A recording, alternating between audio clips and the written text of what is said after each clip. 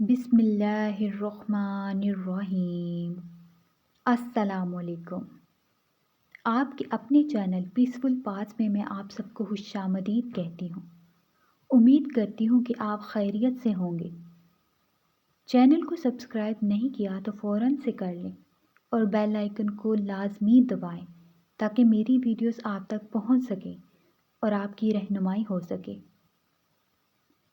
آج کی حدیث جو کہ کتاب صحیح بخاری سے لی گئی ہے۔ حدیث نمبر 1۔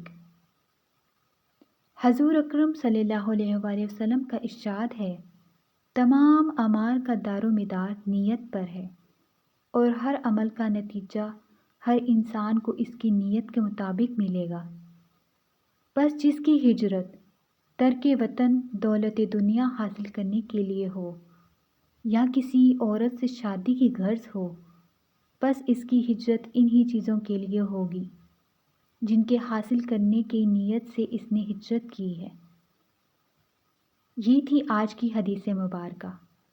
اسی کے ساتھ میں آپ سے اجازت چاہتی ہوں۔ ملتے ہیں اگلی ویڈیو میں۔